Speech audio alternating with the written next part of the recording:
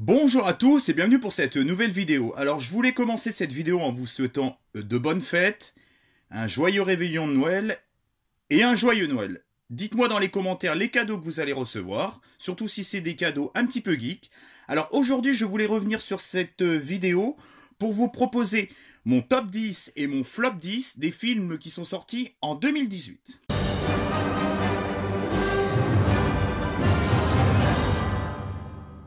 Alors, petite précision avant de commencer cette vidéo, dans les tops, il y aura deux films en plus que j'ai rajoutés en 12e et 11e position. Et idem pour mes flops, il y aura un film en 12e position et un film en 11e position. Et on finira par les séries. Alors ça sera un petit top 4, mais il y aura un 5e film en 5e position. Donc voilà, donc il y aura toujours un ou deux films ou une série en plus. Voilà, j'ai voulu faire un top 10, flop 10 parce que ça fait plus vendeur. Mais j'ai décidé de ne pas mettre d'égalité, mais de rajouter quand même deux films dans mon top et deux films dans mes flops. Et une série en plus, voilà. Vous êtes prévenus.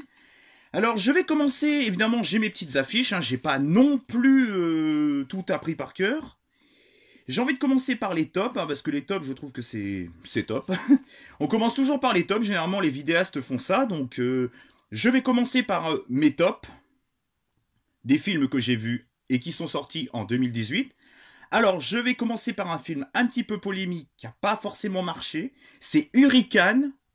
Un film catastrophe et un film de braquage très jouissif, fun, avec un spectacle spectaculaire.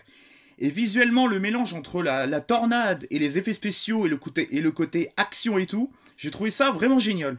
Et ça fait du bien de voir un film catastrophe naturelle. Ça change un petit peu de l'ordinaire, parce que depuis quelques temps, c'est vrai qu'on n'a pas grand-chose niveau pur film catastrophe naturelle. En 11e position, donc là on n'est pas encore vraiment dans le top, hein. Là, c'est les deux petits films que j'ai rajoutés en 12e et 11e position. C'est un film qui a à peu près bien marché, qui n'est pas très connu, mais c'est plutôt film d'auteur. C'est La nuit a dévoré le monde. Alors, c'est un film français post-apocalyptique, prenant et très intimiste, que je vous recommande vivement, et que moi, j'ai beaucoup apprécié. J'ai bien aimé le film... Quand ils sont dans Paris avec la fumée, là j'ai plus le titre en tête, il était vraiment pas mal aussi, mais c'est vrai que celui-là, il sort un petit peu du lot. Et en plus, vous verrez sur Wikipédia, entre les deux films que je vous parle, là, vous savez, là, la fumée qui monte... Ah, j'ai plus le nom en tête, je sais plus comment ça s'appelle. Et le film que je suis en train de vous parler, là, La nuit a dévoré le monde, il y a une petite similitude, il y a un réalisateur qui devait réaliser l'un des deux films, mais il n'a pas pu au dernier moment. Vous verrez mieux ça sur Wikipédia. Mais en tout cas, pour moi, c'était deux très bons films, mais La nuit a dévoré le monde a un petit peu... était au-dessus du film avec la fumée là qui monte là, que les protagonistes meurent si ils inhalent cette fumée, que j'ai trouvé vraiment pas mal. Je sais plus le nom en tête, dites-le moi dans les commentaires comment ça s'appelle, mais je me rappelle plus. Alors, en 10e position, c'est une petite dystopie qui est sortie en début de cette année. C'est Off-Season, une dystopie originale et dépaysante, un objet filmique non identifié dans le genre, avec des scènes étonnantes. Et avec un Matt Damon épatant. Non, c'est pas Matt Damon. Si, c'est Matt Damon. Ah si, je crois que c'est Matt Damon qui est l'acteur principal. Si. Il me semble que c'est Matt Damon. Mais à vérifier.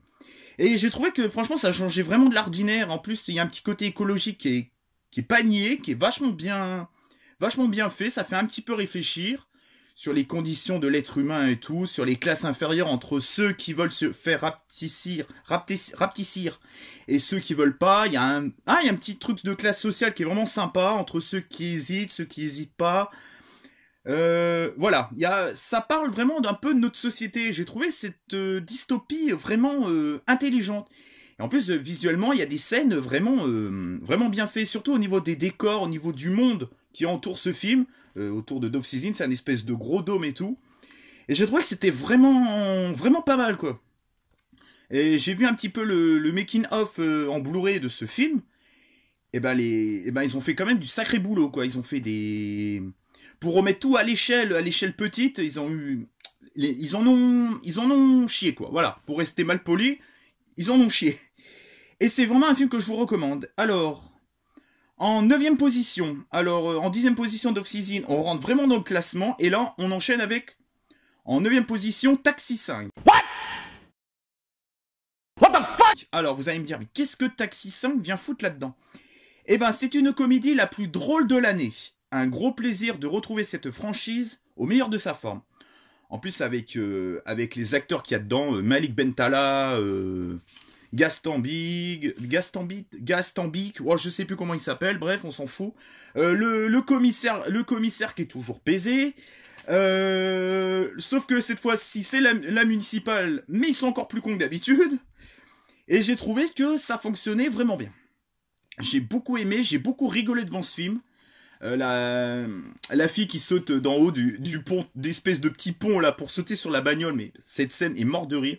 L'autre quand il est dans son espèce de truc de la mafia, je sais pas quoi là, il a de la drogue, il a des putes, le mec il a le flic il est décomposé, non t'inquiète, et il y a Malik Bentala qui fait non t'inquiète c'est rien, à chaque fois le mec on va l'embarquer, non t'inquiète on s'arrangera ça. Franchement ce film il est à mourir de rire. Si vous avez vraiment une petite comédie française, vous voulez pas vous prendre la tête, je vous conseille vraiment Taxi 5. Ça fait du bien de boire, parce qu'on se dessèche vite la gorge quand on parle beaucoup. Alors, en 8e position, le film Stéphanie. Un film mystérieux et surprenant dans son genre. En plus, la petite fille, elle joue super bien. Il y a un petit retournement de situation à la fin, vraiment pas mal. Le petit côté mystérieux, un petit côté... J'ai bien aimé l'atmosphère, on sait pas où est-ce qu'on va mettre les pieds, il y a une espèce de trame narrative autour de la famille et de la petite fille, c'est assez chelou. J'ai beaucoup aimé cette atmosphère et si vous avez l'occasion de voir Stéphanie, je vous le recommande. Et il est en 8e position. En 7e position, c'est un thriller SF. C'est Upgrade. Alors c'est un thriller SF propre et sans fausse note. Un film surprenant dans son genre. C'est vrai que c'est un petit... Il y a toujours, chaque année, je sais pas si vous remarquez, il y a toujours un petit thriller SF qui change du lot, qui est propre sur lui, mais qui a une bonne trame narrative, qui a un bon retournement de situation, qui a vraiment un bon scénario, un truc où on accroche tout de suite. Il y a 2 ou 3 ans, c'était Ex Machina, qui était vraiment génialissime.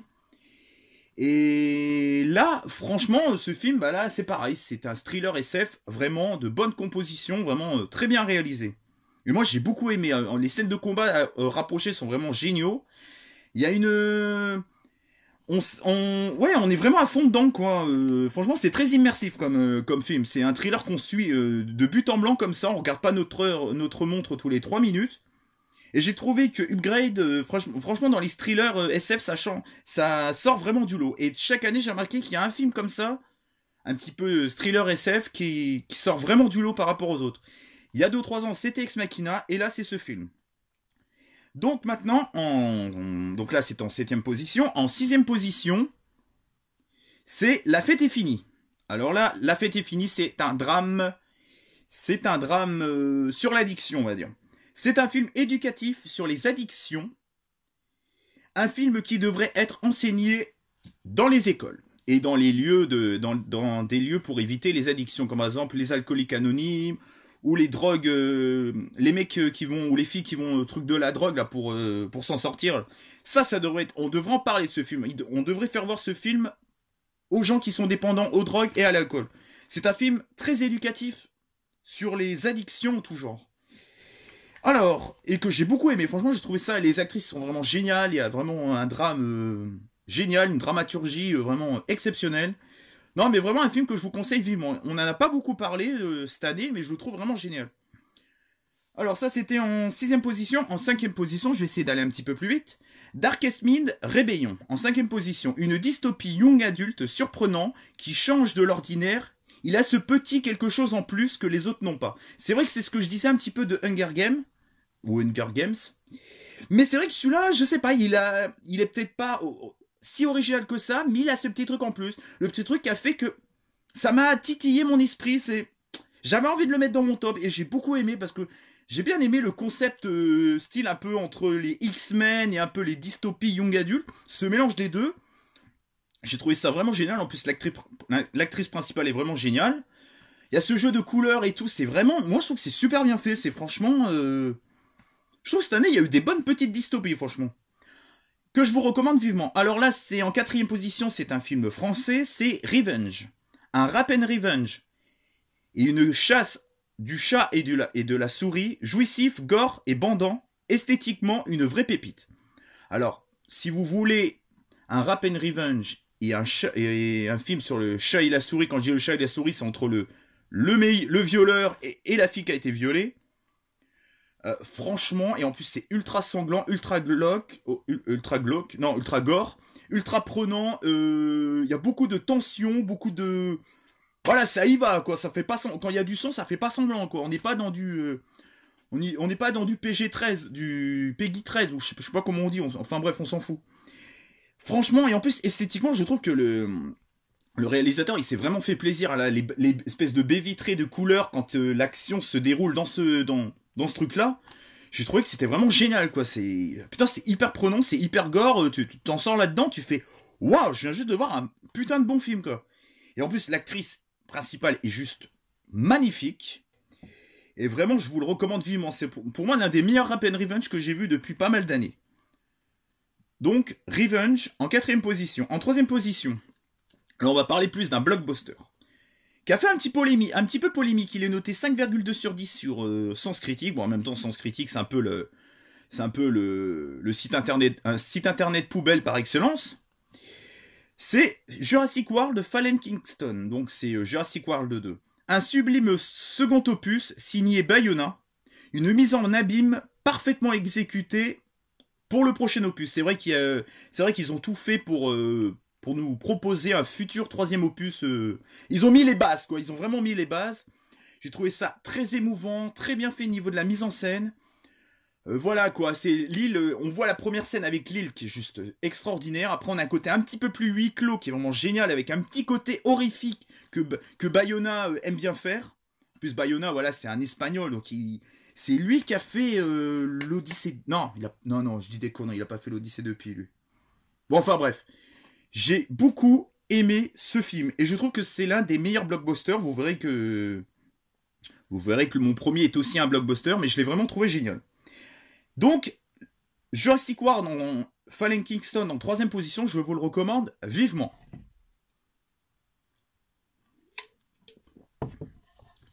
En 2ème position, L'extraordinaire voyage du fakir. Un voyage initiatique, d'une rare beauté, une aventure humaine forte, très forte en émotion, en personnage, en aventure, avec un personnage principal qui a un passé hyper touchant. C'est vraiment un truc un petit peu à la Bollywood, mi-Bollywood, les films dans les pays de l'Europe. Il va en France, il va en Espagne, il va en Italie. Un bijou cinématographique qui a pas du tout été... on n'en a pas vraiment beaucoup parlé et c'est vraiment très dommage parce que c'est un putain de chef-d'œuvre. Il est en 2ème position, mais bon. Je vous le recommande vivement parce que ce film, c'est une petite perle cinématographique. Et le Saint Graal, le premier, qui est sorti... Il est sorti mercredi dernier, donc je sais plus, on était le 19, le 20, j'en sais rien. Aquaman, évidemment, Aquaman, quoi, de James Wan. Le mec a fait les Conjuring et tout. Merci James Wan pour ce chef-d'œuvre. Tout ce que j'ai rêvé de voir dans un film de super-héros, James Wan l'a fait dans ce métrage. Visuellement magnifique et de l'action dantesque. Un pur bijou cinématographique signé Monsieur James Wan. Alors aussi, ça fait un peu de bruit, c'est qu'en fait, je suis sur mon lit, quoi. Je suis debout sur mon lit, donc si ça craque un peu. Voilà pour ce top. Et bah, dites-moi vous aussi vos tops de cette année. Hein. Je sais qu'il reste quelques films quand même. Voilà, on n'est pas forcément obligé de faire un top avant le 31 décembre. Hein. On peut le faire aussi en début janvier. Mais voilà, moi, je stoppe là. Le dernier film que j'ai vu, c'était Beer the Box, là, le dernier film de Netflix. Mais malheureusement, il n'est pas dans mon top. Voilà, ça sera le dernier film, et après, bon, bah, si j'en vois d'autres, bah tant pis, un top, hein, de toute façon, mon moment, il faut s'arrêter. On va pas faire un top au mois de mars non plus, quoi. Et là, je vais attaquer les flops 2018, des films qui sont sortis en 2018, et que j'ai vus en 2018, et que je n'ai pas aimé. Évidemment, il y a toujours un supplément de 2 films. En 12e position, Alien at My Homework. Je sais pas comment ça se prononce ce truc. Un film tout juste regardable, destiné à des pré-ados, mais qui reste très enfantin, même pour eux. Ouais, franchement, ça casse pas des briques. Il est en 12e position, mais bon. En 11e position, là, c'est la grosse déception de l'année. Et j'avais adoré le premier, j'avais adoré les Harry Potter, c'est les Animaux Fantastiques 2, les Crimes de Grindelwald. Visuellement, l'action est dégueulasse, cet opus ne fait pas avancer le récit et l'avancée de la saga reste au point mort. Un opus faussement sombre, alambiqué, sans animaux et sans magie. Alors si je lis mal, c'est vraiment que j'ai écrit à l'arrache, quoi. Non, grosse déception de l'année. Franchement, très grosse déception. Franchement, j'étais dans la salle, je me suis littéralement fait chier, j'avais envie de me barrer de la salle. Alors, en 10e position, là on rentre vraiment dans le classement. Encore un blockbuster. Peut-être l'un des pires films de la MCU que j'ai vu de ma vie, c'est Black Panther. Pire film du MCU, inutile et sans saveur, l'action se déroule dans des lieux trop restreints, le monde où vivent ces gens-là n'est pas assez exploité. Hormis une arène ridicule, on ne voit rien. Et le méchant est le moins charismatique du MCU. Alors, une horreur ce film.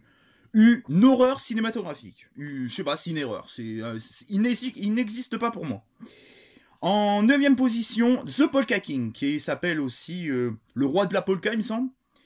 Film kitsch, inutile et sans saveur. J'ai même pas envie d'en rajouter une couche, quoi. Ce film est mauvais. Il était sorti en début d'année, mais...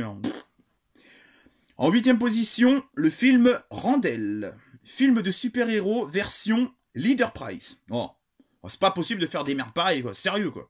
J'ai même pas envie d'argumenter. Film suivant. Le Périple, en 7e position. Un périple long, chiant et débile avec des acteurs recyclés et complètement cons. J'ai jamais vu des méchants aussi cons dans un film. Non mais même dans des parodies de films, j'ai jamais vu des méchants aussi débiles. En plus, le scénario et l'histoire autour d'eux, c'est d'un ridicule. Mais je crois que même dans une parodie, ils auraient pas osé faire ça. C'est d'une nullité affligeante ce film. Il y a juste un petit peu peut-être la première demi-heure qui est pas trop mal, mais alors le reste, ça part totalement en couille. En 6e position, Game Night. Alors tout le monde a dit ouais, elle est géniale et tout. Encore un film de jeu de rôle, nul et pas drôle. Bon là c'est pas possible, quoi. Je me suis littéralement emmerdé devant ce film. C'est pas drôle, c'est nul, on s'emmerde, on se fait chier. C'est pas drôle, il y a juste le sketch sur le chien. C'est beaucoup trop long, c'est trop... Ils en font des tonnes, les acteurs sont pas bons, il y a à la rigueur, le seul qui est bon, c'est le chien. Non, je sais pas ce que vous trouvez à ce film, sérieux, dites-le moi dans les commentaires, parce qu'on peut ne pas être d'accord... On peut ne pas être d'accord, hein, c'est ça, hein, d'avoir des avis différents, c'est pour ça qu'il faut débattre et tout. Débattez dans les commentaires pour me dire pourquoi vous avez aimé ce film ou pas. Mais moi, perso, j'ai pas aimé. Et dites-moi dans les commentaires vos flops. En 5e position, Snack Uta Compton. Regardez l'affiche, vous aurez vite compris. J'ai même pas envie de polémiquer 3 heures là-dessus. C'est de la daube. Ensuite, en 4e position, là c'est un film un petit peu plus polémique, parce que ça parle d'un sujet vraiment hyper grave, mais malheureusement... Call My Be Your Name. Un film sur l'amour de 2 homosexuels, ok, pas de souci, mais quand il se passe rien pendant 1 heure, bah on zappe. Faites avancer le récit à un moment donné, parce qu'on se fait vraiment chier à la longue. Voilà, j'ai résumé ça vraiment en quelques phrases, et c'est exactement ça. L'histoire aurait pu être bien, mais il se passe rien. Il se passe rien dans ce film. Pendant 1 heure, j'étais en mode... Limite dans la tête, putain, c'est quand qu'il baisse, quoi. Qu'est-ce qui se passe, là? Il se cherche, nanana, ça se touche les couilles, quoi. Ça avance pas, quoi. Non, c'est pas possible de faire des films comme ça. C'est pas possible. Franchement, à la rigueur, ça dure 3 heures, mais regardez La Vie d'Adèle, hein, c'est largement meilleur, quoi. Non, mauvais film, ça avance pas, c'est nul. Même le scénario autour de 2 personnages, je trouve que c'est pas ce qui est le plus intéressant, je trouve. Non, c'est pas... Non. Film trop surcoté, pas bon, quoi. Non, c'est pas bon, quoi. En 3e position, Winter War. Le film de guerre le moins captivant de l'histoire du cinéma. Visuellement, c'est ultra dégueulasse. Matez un documentaire sur cette histoire vraie, ça sera bien plus bénéfique pour vous. J'ai tout dit. Là, je crois que j'ai vraiment tout dit. En 2e position, Escape Room. Après les jeux de rôle au rabais, faites place aux escape games. Film d'horreur pathétique, pas gore, sans surprise. Ouais, j'ai tout dit. Et là, le summum de la nullité de 2018, le film le plus pourrave de 2018, vous l'attendiez tous, c'est Annihilation. Rien ne va dans ce film, c'est du bullshit du début à la fin. Actrice à chier, univers à chier, scénario faussement intelligent, visuellement pas ouf, un calvaire cinématographique avec du féminisme à outrance, pire film de chez Netflix, un 0 pointé, pire film de l'année. Et l'actrice principale, elle est vraiment d'une nullité, d'une banalité dans ce film. J'ai jamais vu un film aussi banal en fait. Franchement, ça m'a saoulé. Alors, je vais faire, voilà. Alors, je vais finir par mon top 4 des films, des séries que j'ai préférées cette année. Et la luminosité qui me fait des tours. Alors, voilà, pardon. C'est en fait, je l'ai écrit sur une feuille, mais elle était à l'envers. Enfin bref. En 5e position, qui ne fait pas partie du classement vu que c'est un top 4, la série Elite, la série espagnole qui est sortie dernièrement. Bon, je veux pas parler 3 heures sur chaque série, hein. On va clôturer vite la vidéo, sinon ça va être trop long. En 4e position, The End of the Fucking World. Superbe série, franchement. Et en plus, il y a pas mal de pays variés dans les séries que je vous propose. Il y a de séries anglaises, séries espagnoles, séries Danemark. Vraiment, la deuxième série que je vous parle, en 4e position, vraiment génial. En 3e position, La Casa des Papel. Évidemment, qui a pas vu encore La Casa des Papel? Non mais allô quoi. En 2e position, The Ren, je sais pas comment ça se prononce, c'est une série de Danemark avec un virus, un truc. J'adore le scénario, j'adore les personnages. Vraiment, il m'a scotché cette série. Elle m'a scotché vraiment cette série. Et là, le summum des meilleures séries que j'ai vues, et bizarrement, il est sorti en Espagne en 2015. Il est arrivé sur Teva en 2018, là au mois de mai, il me semble. C'est la série Derrière les barreaux, qui s'intitule aussi, en version originale, Vis-à-vis. C'est une série sur des filles qui sont incarcérées dans une prison espagnole.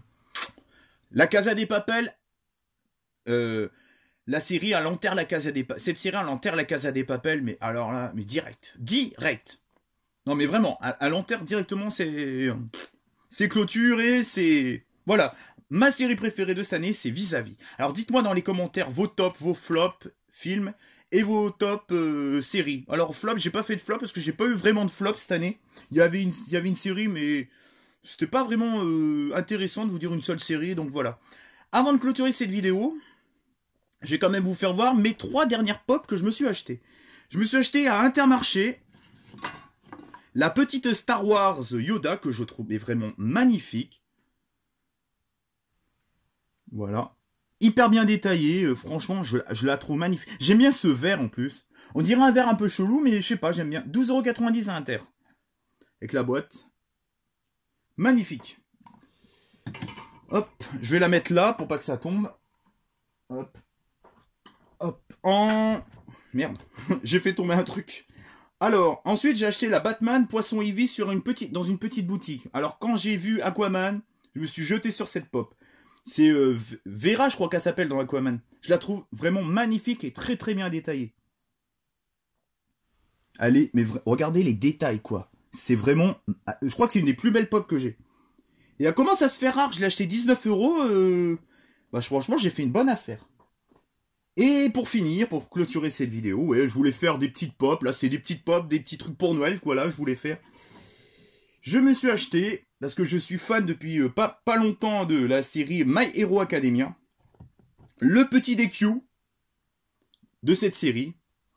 Voilà, donc vous avez les personnages. J'adore tous les personnages. Il y a des nouvelles pop qui vont sortir. Et là, c'est l'ancienne vague. Donc celle-là va coter, dans pas longtemps, elle sera très cotée. DQ. Vous savez, c'est le personnage qui se pète le bras chaque fois qu'il fait son alter. Magnifique. Vraiment très bien détaillé. Voilà. Et dernier petit achat, je sais pas si je vais vous le montrer. Oui, il est juste au-dessus de moi. Hier, je suis allé... Et celle-là, je l'avais payé 17,18 € à la Fnac, il me semble. Et je suis retourné à Intermarché, je me suis pris le petit steelbook Hunger Games, La Révolte partie 1 et partie 2 pour 5 € en steelbook. Alors, je pense qu'ils se sont trompés de prix. Parce que trouver un steelbook comme ça pour 5 €, il n'y en avait qu'un en plus. Voilà. Donc je suis content. Du coup, j'ai les 2 premiers à acheter. Voilà. Alors j'espère que cette petite vidéo vous a plu. On se retrouve très prochainement pour une prochaine vidéo. Je vous souhaite vraiment de bonnes fêtes. Éclatez-vous. Pétez-vous le bide. Buvez pas trop. Buvez quand même, mais faites gaffe sur la route. Je vous souhaite une bonne année si je fais pas de vidéo d'ici là. Mais je vais peut-être avoir une box qui va arriver prochainement.